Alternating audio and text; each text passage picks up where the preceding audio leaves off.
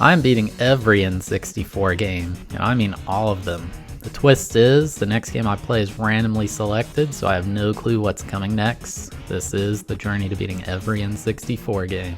Last week, we went farming, and this week we're gonna slam some dudes. Hey, welcome to another episode. If you do enjoy this video, consider giving it a like, as it does help the channel a lot. And if you like this series, make sure to subscribe so you don't miss out on the next one.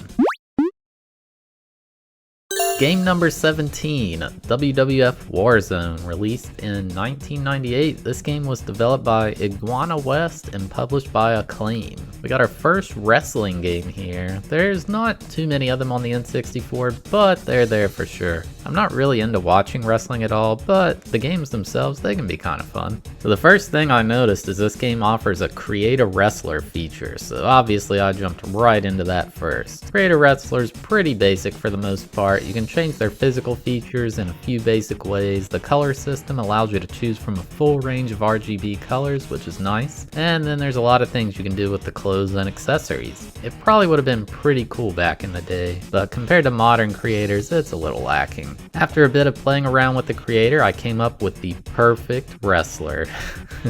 The main single player mode in this game is Challenge, so that's what we'll be completing to beat this game. So when you start the challenge, it shows a series of monitors with different wrestlers on them. Basically, you have to work your way up these by beating every wrestler in order to reach the top. My first match was up against The Rock. Kinda weird remembering he used to be in pro wrestling. At the start of a match, it shows both wrestlers like their entrance song and their dance routine or whatever they do, and then you get into it. The game has 2 announcers during the match, but there's no music. The announcers do get a bit repetitive, but I imagine music would have been the same effect. For the gameplay in a match, you can throw punches and kicks as well as do various takedown moves. If you've got them on the ground, you can put them in a submission move like a chokehold. The UI is a bit confusing at first. It shows both wrestlers with a health bar that's bright green. If you drop the health bar all the way down, it turns blue and then they get stunned. As you deal more damage to them, the bar becomes a lighter green, then yellow, orange, then finally red. When it's red, you're able to successfully pin them.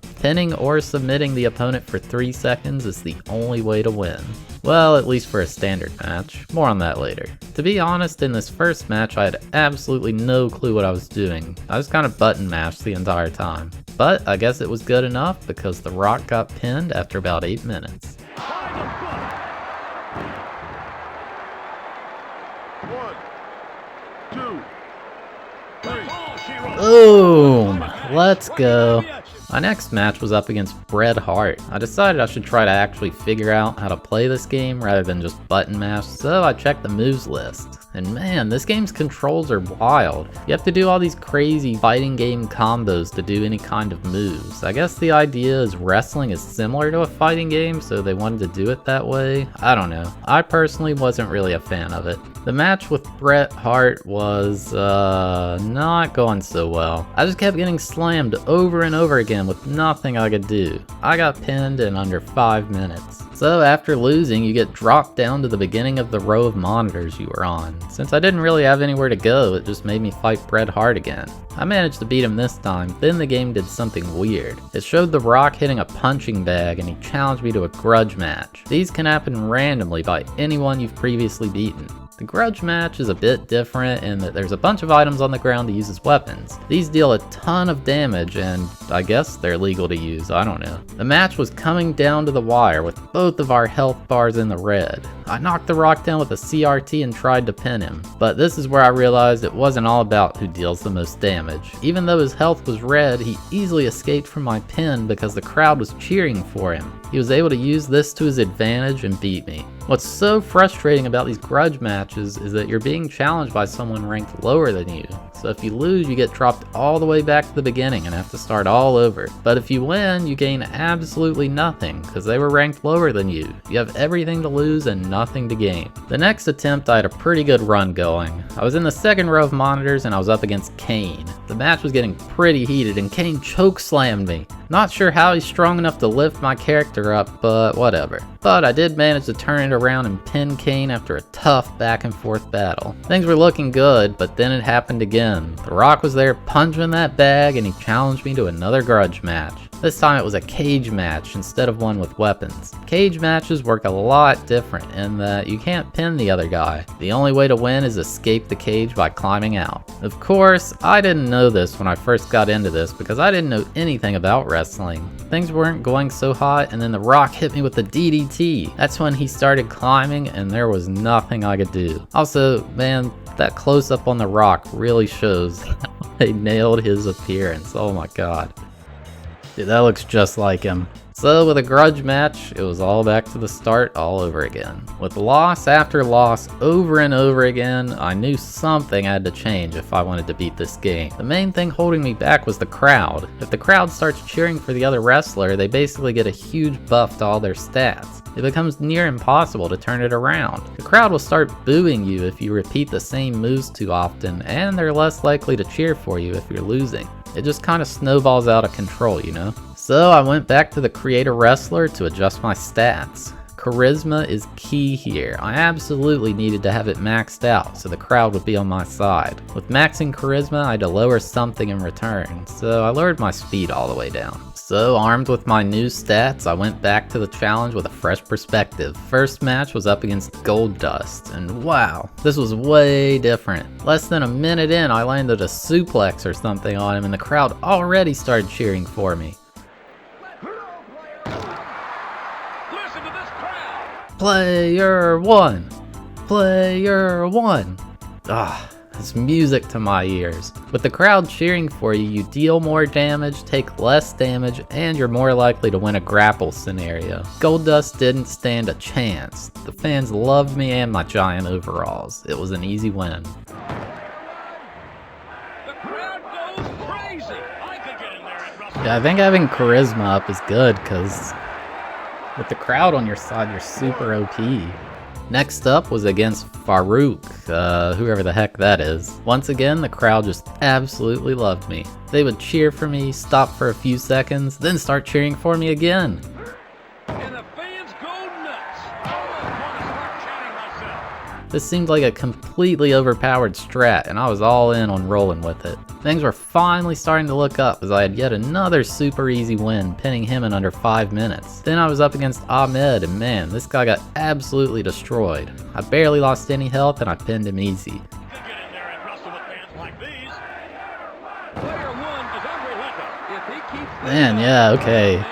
Having charisma maxed, these matches feel so much easier. It was such a change in my mindset and mood at this point. I was like completely defeated and hopeless after losing so many times, but just this small change to my stats and suddenly I was winning without any trouble whatsoever. I felt like nothing could stop me. Next up was Bret Hart. Definitely a tough opponent, however, I knew the crowd would have my back. One mechanic this game offers is reversals. Basically, if someone tries to do a grab move on you, you can reverse it, as you see Bret Hart doing here to me. I'm not sure if it's a timing thing or what, but I usually just mash the button to try to get one.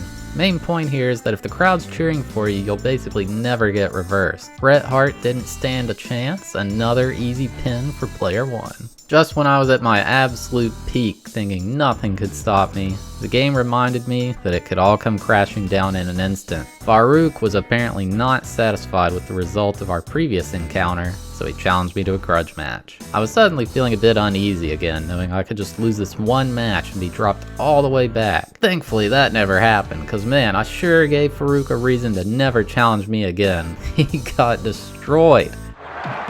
So yeah, like this match I have to win or else I get knocked back to the previous, or basically back to the very beginning. I have to start all over.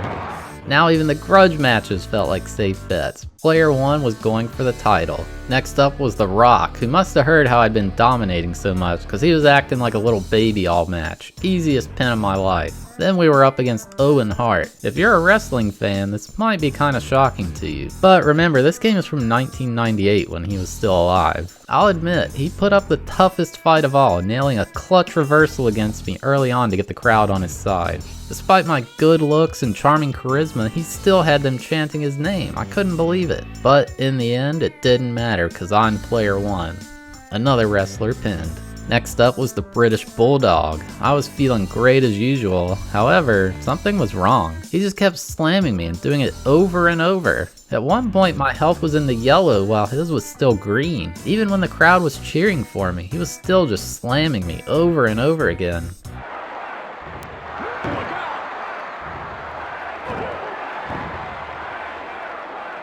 Thankfully though, things did start to kind of turn around, and with my health all the way in the orange, I was able to pin the Bulldog after 5 minutes. Next up was the masked man himself, Kane. This match started out with business as usual, the crowd yelling for me and Kane getting his butt kicked. But then things started to change. He just kept getting reversal after reversal and it felt like there was nothing I could do. It was turning into an absolute train wreck with my health in the red. I had to act now or he would pin me the next time I was stunned. I hit him with a reversal into a DDT followed by a drop kick and then a body slam. Kane was out for the count. Apparently, after climbing this far, I'd won the Intercontinental Championship belt. Not really sure what that is, but pretty cool. Only 3 wrestlers to go. Next up was the man himself, Stone Cold Steve Austin. Honestly, this match went about as expected.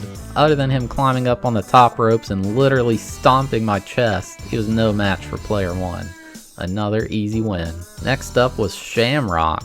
Not sure what kind of luck of the Irish this dude had going on, but he was annihilating me. Every grapple went his way, every throw by me was reversed, just nothing would go my way. At one point, my health was yellow while his was still dark green. You could say I was straight up not having a good time. I started turning things around, but even the crowd had turned on me. Shamrock pinned me, and I knew that now this win wasn't guaranteed.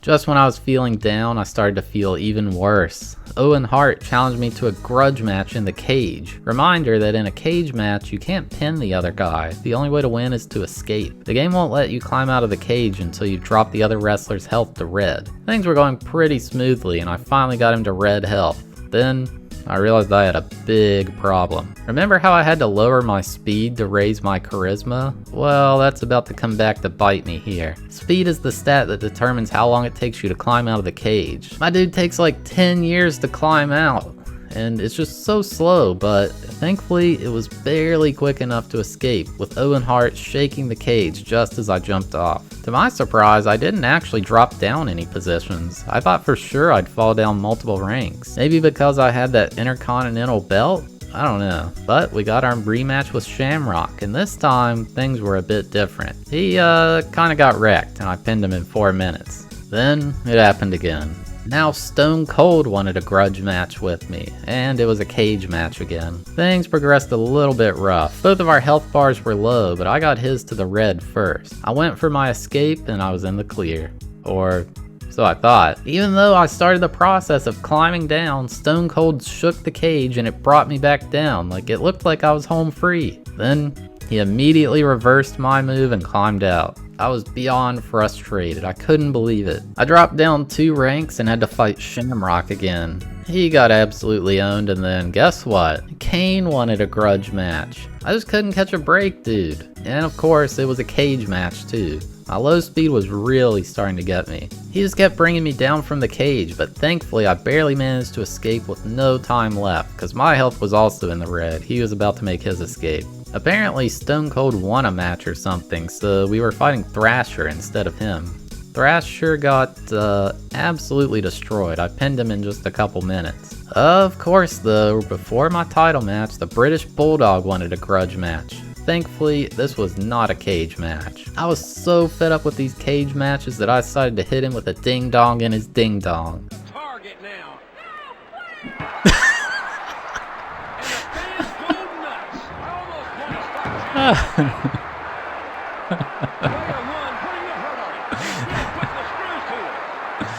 Oh my god, it's so funny.